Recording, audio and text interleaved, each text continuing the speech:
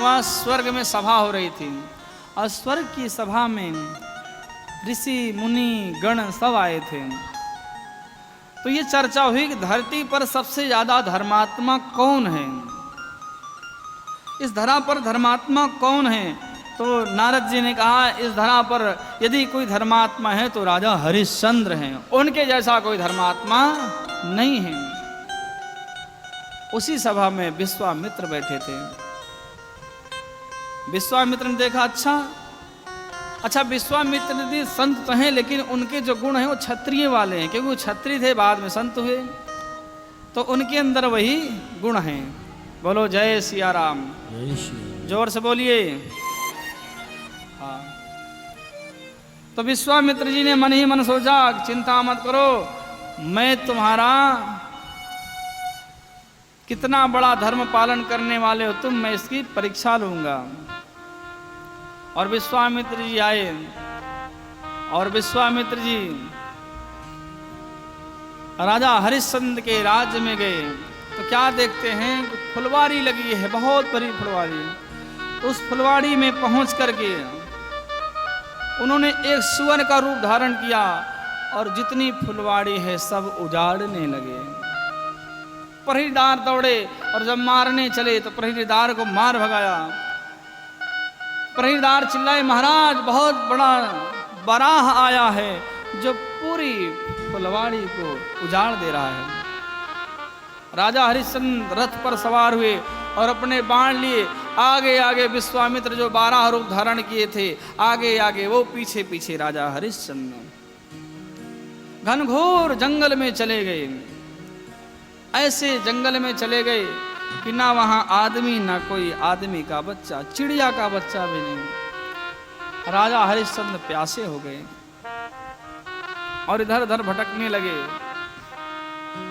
इतने में विश्वामित्र ने देखा कि महाराज को प्यास लगी है और जो पानी इन्हें पिलाएगा उससे कुछ न कुछ इनाम जरूर देंगे। तो विश्वामित्र ने एक ब्राह्मण का रूप धारण किया और जाकर के बोले कि आप राजा हरिश्चंद्र हैं ना? बोले हाँ मैं राजा हरिश्चंद्र हूं। तो आप राजा हरिश्चंद्र यहाँ क्या कर रहे हैं? राजा हरिश्चंद्र बोले कि हे ब्राह्मण, मैं एक बाराह को मारने के लिए उसके पीछे आया और मैं रास्ता भटक गया हूं, कृपा करके मुझे मार्ग बताइए। ब्राह्मण बोले कि महाराज पहले आप जल पी लो। तो एक तालाब के किनारे ले गए, जो माया का तालाब था, उस तालाब का जल पिया। हरिश्चंद्र की छाती में ठंडक गई, गला जो सूख रहा था गीला हुआ, गदगद हो गई। बोले कि हे ब्राह्मण, मैं तुम पर प्रसन्न हूं, वरदान मांगो, क्या वरदान चाहते हो? जो मांगोगे वो दूंगा। विश्वामित्र बोले महाराज मुझे इन राजाओं पर भरोसा नहीं है। क्यों? क्योंकि ये राजा लोग कहते कुछ और हैं, करते कुछ और हैं। बोलो जय सिया राम। यदि आप पहले संकल्प ले लो तब मैं मानूंगा। राजा हरिश्चंद्र ने कहा संकल्प लेने की क्या जरूरत, तुम मांगो तो सही। बोले नहीं संकल्प लो। संकल्प ले लिया राजा हरिश्चंद्र ने। राजा हरिश्चंद्र ने कहा कि हे ब्राह्मण, मैं संकल्प लेता हूं, जो तुम मांगोगे वह मैं तुम्हें दूंगा। जैसे ही संकल्प लिया वैसे ही विश्वामित्र ने माया से अपने पुत्र और पुत्र वधू को प्रकट करा, एक स्त्री एक पुरुष को, और कहा विराजन ये दोनों मेरा पुत्र है, ये मेरी पुत्र वधू है और मैं इन्हें सुखी देखना चाहता हूँ। राजा हरिश्चंद्र बोले सुखी देखना चाहते हो तो बताओ इन्हें क्या दूं? गांव, 2 गांव, जिला, 2 जिला, क्या चाहिए बताओ? बोले महाराज ये जिले, गांव, 2 गांव में नहीं खुशेंगे। राजन यदि देना चाहते हो और आपने यदि संकल्प किया है तो अपना सारा राज्य मुझे दे दो। छल किया। अब विश्वामित्र जी पसीने से लथपथ हो गए। ऐसा लगा जैसे हृदय गति रुक जाएगी, लेकिन नहीं, उन्होंने वचन दे दिया था कि जो मांगोगे वो दूंगा। बोले ठीक है महाराज, जो आप मांगोगे वो मैं दे दिया। घर गए हैं। हरिश्चंद्र जब घर गए तो जो उनकी रानी तारा हैं तो क्या देखती कि महाराज का आज चेहरा निस्तेज है। जो चक्रवर्ती सम्राट सूर्य के वंशज सूर्य की तरह चमकते रहते थे, आज उनका चेहरा निस्तेज है। रानी बोली राजन क्या हुआ आपको? बोले कुछ नहीं देवी, ऐसे ही बात कर रहे थे कि इतने में विश्वामित्र आके खड़े हुए, राजा जल्दी से राज्य खाली करो, जल्दी से राज्य खाली करो, अब ये राज्य तुम्हारा नहीं है, ये राज्य हमारा है, इसमें हमारे बेटे बहू रहेंगे। रानी ने कहा महाराज ये कौन है और कैसी बात कर रहा है? राजा बोले देवी मैंने इन ब्राह्मण को सारा राजपाट दान करने का संकल्प दे दिया है। रानी मुस्कुराई, और कोई होती पत्नी तो लड़ जाती, एक बार मेरे से पूछते तो सही तुम्हारी हिम्मत कैसे हुई, लेकिन तारा ऐसी हैं। मुस्कुराई, बोले राजन जो आपने करा है उचित ही होगा, चलो हम चलते हैं। जैसे चलने लगे वैसे विश्वामित्र बोले महाराज सुनो, राज वस्त्रों में आप बाहर नहीं जा सकते, ये सारा मुकुट उतारो, ये आभूषण उतारो। तारा के सारे आभूषण उतरवा लिए, तारा के सब गहने उतरवा लिए, राजा हरिश्चंद्र के मुकुट उतरवा लिए, और जब चलने लगे बोले रुको महाराज, दान के साथ दक्षिणा देना पड़ता है, बिना दक्षिणा दिए कोई दान पूर्ण माना नहीं जाता। तो बोले महाराज दान में सब कुछ दे दिया, हमारे पास क्या है? कोई बात नहीं महाराज, दक्षिणा में क्या लोगे? बोले 2 भार सोना। कितने भार सोना? 2 भार सोना। बोले महाराज कोई बात नहीं, हम मेहनत करेंगे, मजदूरी करेंगे, जो भी हो सकेगा हम तुम्हें देंगे। विश्वामित्र बोले बहुत कम समय है, जल्दी दो, और मैं तुम्हें 1 महीने का समय देता हूँ, जहाँ से हो सके वहाँ से व्यवस्था करो और जल्दी से जल्दी मेरी दक्षिणा दो। लेकिन हाँ मैं अपने राज्य में तुम्हें नहीं रहने दूंगा, इस राज्य से बाहर जाओ। आज अयोध्या की गलियों में रानी तारा, हरिश्चंद्र और उनका छोटा सा पुत्र, छोटा सा बालक रोहित जब अयोध्या की गलियों में चले, अयोध्या के नर नारी आज विलाप करने लगे, राजन ये क्या हुआ? अरे मेरे राजा को किसी ने ठग लिया, अरे कोई राक्षस होगा जो ब्राह्मण बन करके मेरे राजा को ठग लिया, अरे ऐसे सत्यवादी राजा हमें कहां से मिलेंगे?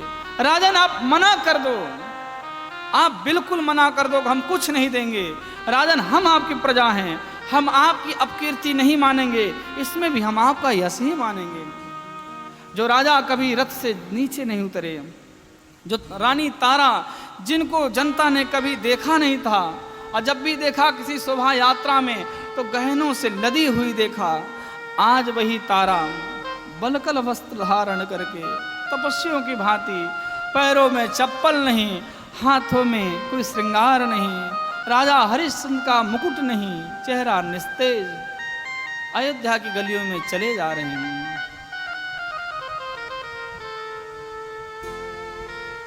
वह दृश्य देख करके विश्वामित्र को बड़ी ठंडक मिली। बोले देखता हूं तुम अपने धर्म की रक्षा कैसे करते हो। चलते चलते काशी को चल पड़े। रोहित रोने लगे, पिताजी मेरे से चला ना जा रहा, पिताजी मेरे पांव दर्द कर रहे हैं। हरिश्चंद्र कहते थोड़ी और दूर बेटा, थोड़ी सी दूर चलो, बस मात्र थोड़ी दूर। रानी कहने लगी राजन अब ना चला जा रहा, अब तो थकान हो गई। महाराज कहते देवी धर्म की रक्षा के लिए बड़े कष्ट सहने पड़ते हैं, थोड़ी और दूर चलो। जा ही रहे थे, कई दिन बीत गया था कि विश्वामित्र जी फिर प्रकट हुए ब्राह्मण का रूप धारण करके। बोले अरे हरिश्चंद्र मेरी दक्षिणा तो जल्दी से, तुम्हारे पास मात्र 2 दिन बचा है, और दक्षिणा नहीं दोगे संकल्प की तो तुम नरक में जाओगे। राजा बोले महाराज आप चिंता मत करो, मैं कुछ भी करूंगा, लेकिन आपकी दक्षिणा जरूर दूंगा। राजा हरिश्चंद्र काशी की गलियों में पहुंचे और उन्होंने सुना था काशी में लोग बिकते हैं, तो लोगों से पूछा कि भैया वह स्थान कहाँ है जहाँ पर लोग बिकते हैं? तो लोगों ने कहा कि आप कौन हैं? बोले भैया हम यहाँ काशी में बिकने आए हैं, हमने किसी ब्राह्मण को वचन दिया है और उस ब्राह्मण को दान दिया है, और उस वचन को पूरा करने के लिए आज मैं बिकने आया हूँ। लोगों ने कहा कि फला चौराहे पर चले जाओ, और वहाँ पर जब तुम बैठोगे तो अपने सिर पर फूस की पोटली रख लेना, तभी लोग समझेंगे आप बिकने आए हो। सोचो, वह चक्रवर्ती राजा जिसकी सेवा में इंद्रादिक देवता हाजिर रहते हैं, जिसकी सेवा में 10 दिक्पाल हाजिर रहते हैं, वह सूर्य के वंशज राजा हरिश्चंद्र अपने सहित अपनी पत्नी तारा, पुत्र रोहित के साथ सिर पर फूस की पोटली रख करके बैठ गए। देख रहे हैं कोई तो आए, कोई मुझे खरीद ले। इतने में विश्वामित्र फिर प्रकट हुए, बोले जल्दी करो राजन, शाम होने वाली, शाम तक यदि तुम नहीं बिके तो तुम नरक में जाओगे। कुछ भी करो, जल्दी से अपने आप को बेको और मेरी दक्षिणा दो। राजा हरिश्चंद्र ने कहा, महाराज इतने निर्दयी कैसे हो गए? अरे हमने सुना है जो ब्राह्मण होता है ना, उसका हृदय बड़ा कोमल होता है। महाराज, जो ब्राह्मण होता है वो अपने यजमान की रक्षा के लिए अपने प्राण त्याग देता है। और हमने तो ऐसे भी ब्राह्मण देखे महाराज, जब ब्राह्मण किसी यजमान की बेटी के विवाह करने के पैसे नहीं होते तो ब्राह्मण अपनी दक्षिणा भी छोड़ देता है और लोगों से सहयोग भी कराता है, क्या ताकि इसकी बेटी का विवाह हो जाए। और महाराज आप इतने निर्दयी कैसे हो गए? विश्वामित्र बोले, सुनो मैं ऐसा वैसा ब्राह्मण नहीं हूं, हमें जो चाहिए वो चाहिए। इतने में एक बूढ़ा ब्राह्मण आया जो लाठी लिए सहारे से आया और राजा हरिश्चंद्र की तरफ देखा, बोला तुम लोग बिकने आए हो? बोले हाँ महाराज, हम बिकने आए हैं। ब्राह्मण बोला कि देखो जो मेरी पंडितानी है उसका स्वास्थ्य खराब हो गया है। क्या कर रहे लोग? उसका स्वास्थ्य खराब हो गया है और मुझे यज्ञ में सहायता करने के लिए एक स्त्री की आवश्यकता है। मैं तुम्हारी पत्नी को तो खरीद सकता हूं लेकिन तुम्हें नहीं खरीद सकता। सोचो, जिस राजा के सामने उसकी पत्नी को खरीदने की बात हो रही, उस पर क्या बीत रही होगी।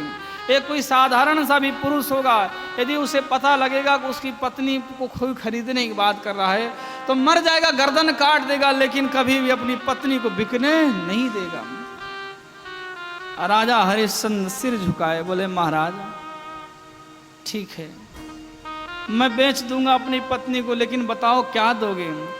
बोले इनके बदले में आधा भार सोना दे सकता हूं, ले जाओ महाराज। और तारा के पल्लू को पकड़ा और लेके जैसे चल पड़ा। रोहित रोने लगा, माँ तू कहाँ जा रही है? माँ मैं तुम्हारे बिना कैसे रह पाऊंगा? तारा भी रोने लगी, हाथ जोड़ी, बोले महाराज ये मेरा बेटा है, मेरे बिना नहीं रह पाएगा, इसे भी कोई काम दे देना, आपके हवन में पूजन में भी कोई सहयोग कर देगा, लेकिन कृपा करके महाराज मेरे बच्चे को भी मेरे साथ ले चलो। उस ब्राह्मण को दया आई, उसने रोहित के बदले आधा भार सोना दिया और तारा को और रोहित को लेकर चला गया। इधर राजा हरिश्चंद्र बैठे हैं। शाम को एक चांडाल आया काशी का। उसने देखा कि एक व्यक्ति है जिसके चेहरे पर तेज है, बड़ा सुंदर युवक है, हिष्ट पुष्ट है। उसने अपने सिर पर फूस की पोटली रख रखी है, इसलिए समझ के बिकने आया है। उसने आते ही कहा कि तुम बिकने आए हो? बोले हाँ महाराज मैं बिकने आया हूँ। बोले क्या काम करोगे? बोले महाराज जो काम कहोगे वो काम कर लूंगा। तो उसने कहा तुम्हारी क्या मजबूरी है जो तुम बिकने आ गए? बोले महाराज मैं अपने वचन का पालन करने के लिए बिकने आ गया हूँ। ठीक है, क्या कीमत लोगे? बोले महाराज मेरा कर्ज उतार दो, जो तुम कहोगे वो मैं करूँगा। प्यारे, जिस पुरुष की छाती पर कर्ज होता है वो जीते जी रोज मरता है। भगवान सबको सब कुछ दे, लेकिन उसके ऊपर कभी कर्जा मत दे। राजा हरिश्चंद्र के बदले एक भार सोना दिया और शाम को सारा सोना विश्वामित्र को दिया है।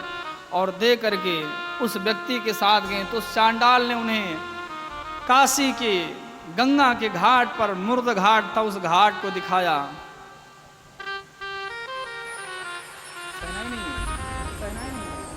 एक और भी पैसा है नहीं, बजाओ।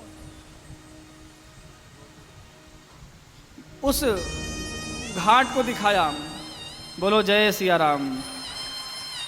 ऐसा घाट जहां चारों तरफ मुर्दे जल रहे हैं, इधर मुर्दे उधर मुर्दे उधर मुर्दे, कहीं आधी लाश जली है, कहीं कौवे लाश को नोच रहे हैं, कहीं गिद्ध लाश को नोच रहे हैं।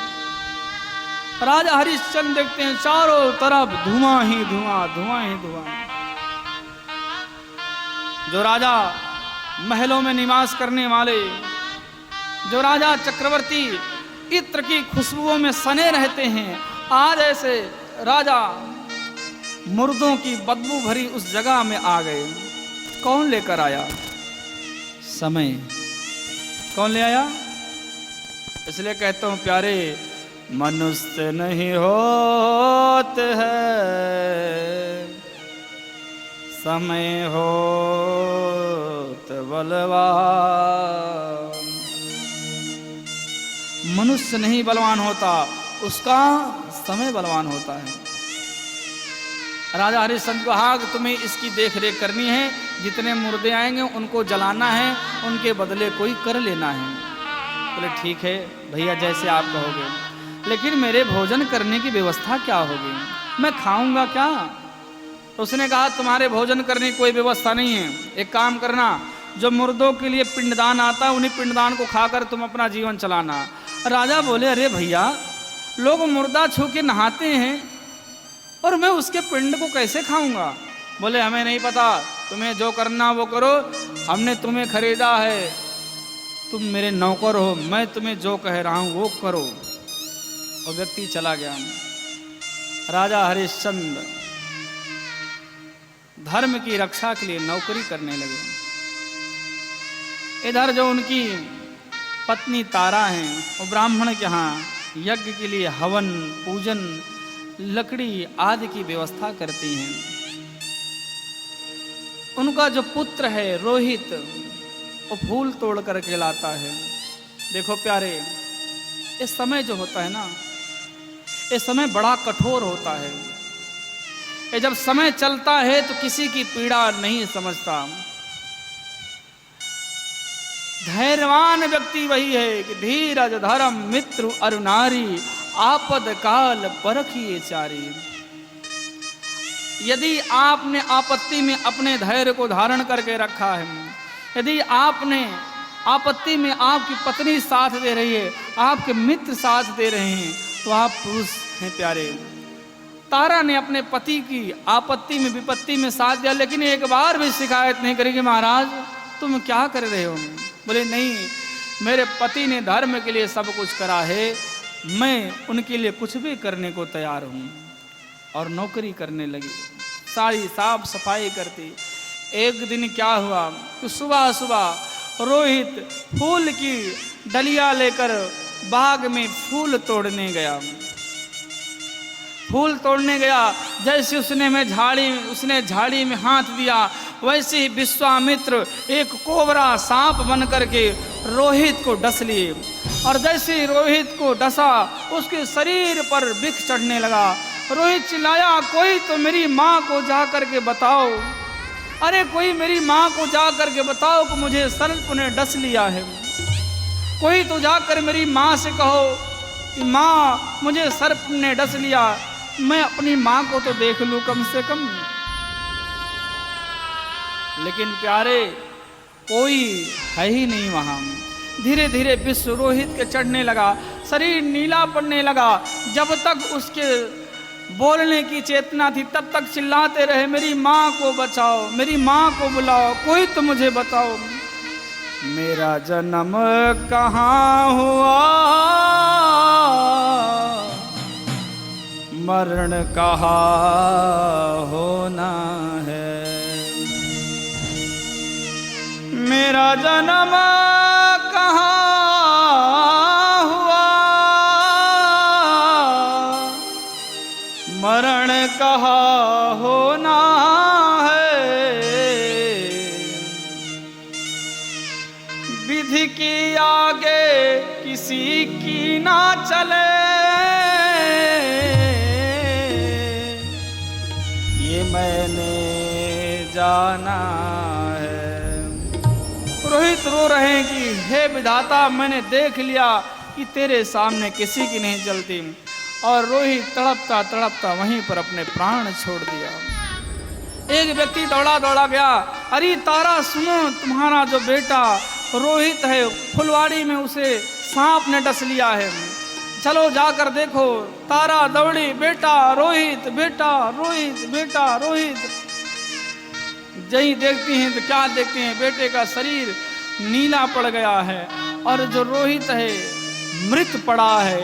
देख करके अपने लाल को छाती से लगाकर रो पड़ी, मेरे लाल, ये तू मुझे क्यों छोड़ गया रे? अरे महाराज, ना जाने कहाँ होंगे, पता नहीं महाराज किस अवस्था में होंगे, मैं तेरे ही तो सहारे जी रही थी। बेटा तू क्यों छोड़ गया? इतने में ब्राह्मण आया, बोला ए देवी जल्दी करो, रोना धोना बंद करो और चल के मेरी पूजन तैयारी करो। तारा रोने लगी, महाराज मेरा बेटा मर गया है, कौन कहे आप इसके अंतिम संस्कार की व्यवस्था करें, आपको यज्ञ की लग रही है। हे महाराज दया करो, मैं अपने बेटे का संस्कार तो कर लूं कम से कम। उसने कहा ठीक है ठीक है, ज्यादा रो दो मत, जल्दी जाओ अपने बेटे का संस्कार करके आओ। तारा ने क्या देखा, उनका जो बेटा रोहित है मृत पड़ा है। आधी जो साड़ी पहन रखी उस साड़ी को आधी फाड़ा और फाड़ करके रोहित को कफन दिया है। और चारों तरफ जब देखी कि बेटे को कोई कंधा देने वाला नहीं है, तो तारा ने अपने बेटे को हाथ में उठा लिया। इस दृश्य को देखकर धरती कपकपा गई कि अहो ये कैसा दुख, एक माँ अपने बेटे को कंधा दे रही है, एक माँ अपने बेटे को कंधा दे रही है। तारा लेकर के जब शमशान में आई हैं, विशाल शमशान, जहाँ कोई रो रहा है, कोई चिल्ला रहा है, किसी का पति चला गया है, किसी का बेटा चला गया है, किसी की माँ चली गई है, सब रो रहे हैं। तारा भी लाइन में बैठ गई, लाइन से मुर्दे हैं बारी बारी चला रहे। एक काला काला व्यक्ति आया, उसने कहा देवी तुम्हारा नंबर आ गया, अपने बच्चे को लेकर के चलो। जब शमशान में प्रवेश करी, चिता सजा दी, तो उस व्यक्ति ने कहा कि देवी हमारे घाट का नियम है कि जब कोई मुर्दा आता है तो उसको जलाने के लिए कर लिया जाता है, तुम क्या कर लाई हो? तारा बोले भैया मेरे पास कोई कर नहीं है, मेरे पति ने मुझे बेच दिया है धर्म की रक्षा के लिए, और मैं तो किसी ब्राह्मण के यहाँ नौकरी करती हूँ, मेरे पास कर देने के लिए कुछ नहीं है। तो उस व्यक्ति ने कहा देवी देखो, बिना कर दिए आपके बेटे का संस्कार नहीं हो सकता। इतना सुन करके तारा रोने लगी और बोली महाराज काश महाराज होते तो अंत समय में अपने बेटे को भी देख लेते। महाराज ना जाने कहाँ होंगे, महाराज तुम कहाँ हो? देखो तुमने कितना बड़ा दान करा, दान देते देते तुम बिक गए, तुम्हारे बच्चे बिक गए, तुम्हारी पत्नी बिक गई, लेकिन आज तुम्हारे बेटे को जलाने के लिए, कर देने के लिए मेरे पास कुछ नहीं है, कहाँ हो महाराज? तो उन्होंने पूछा, हरिश्चंद्र जी जो थे उन्होंने पूछा देवी तुम कौन हो? तो बोली मैं चक्रवर्ती सम्राट हरिश्चंद्र की पत्नी हूँ, तारा और इनका बेटा रोहित है। इतना सुन करके हरिश्चंद्र का जो स्वरूप था चांडाल के जैसा हो गया था, दाढ़ी बढ़ गई थी, बाल बढ़ गए थे, धुएं में रह कर काले पड़े थे। हरिश्चंद्र धड़ाम धिना गिरे और रोहित को गले लगा के हा पुत्र कह के रोने लगे। तारा ने कहा आप कौन है? हरिश्चंद्र बोले तारा मैं ही तेरा चक्रवर्ती सम्राट हूँ, मैं ही तेरा सम्राट हूँ। तारा बोली महाराज आप यहाँ कैसे? बोले बस पूछो मत, हे तारा बहुत हो गई धर्म की रक्षा, हमने सब कुछ गंवा दिया, आज मेरा बेटा मेरे बीच से चला गया, अब हम क्या करेंगे जी करके।